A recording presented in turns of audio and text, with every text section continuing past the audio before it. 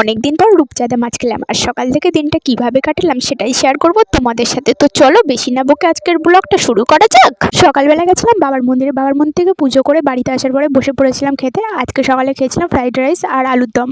তো সকালবেলা খাওয়া হয়ে গেলে আমি আর মেজি দুজনে মিলে বেরিয়ে পড়লাম বাজার করতে যাওয়ার জন্য। বাজার করা বলতে আজকে শুধু মাছ কিনতে যাবো, কোনো সবজি টবজি কিনবো না। মাছ কিনতে গিয়ে দেখি তেমন একটা মাছ নেই, ছোট ছোট তেলাপিয়া মাছ ছিল, কিন্তু আমাদের যাওয়ার আগে একজনের নিয়ে নিয়েছে। তো সেই কাকু এখন অল্প করেই মাছ নিয়ে বেরোচ্ছে। মাঝে দুদিন তো বেরোয়নি, মনে হয় শরীরটা খারাপ ছিল তাই। তো পার্শে মাছ কিনেছিলাম, কিন্তু আজকের জন্য না, পরের দিনের জন্য, কারণ পরের দিন তরিকুল কাকু বেরোবে না। আর আজকের মাছটা অলরেডি বাড়িতে আছে। আগের দিন যখন তরিকুল কাকু দুপুরের দিকে আমাদের পাড়ায় গেছিল, মা কিনে রেখেছিল।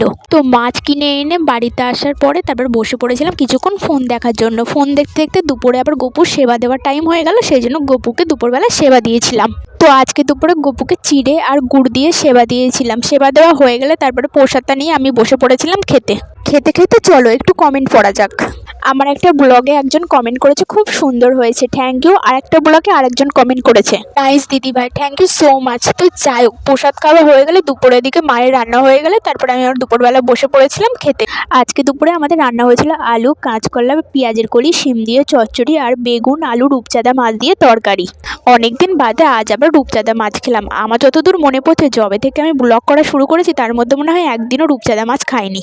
বাজার টাজারে গেলে হয়তো এই মাছ পাওয়া যায়, কিন্তু আমাদের তো পাড়ার মধ্যে যেসব মাছালা আসে তাদের কাছ থেকে নেওয়া হয়। তো এইসব মাছ সবসময় আনে না, মাঝে সাঝে আনে, তখন আবার দেখা পেলে হয়তো নিলাম, বা তার আগেই বিক্রি হয়ে গেল, এমন ব্যাপার।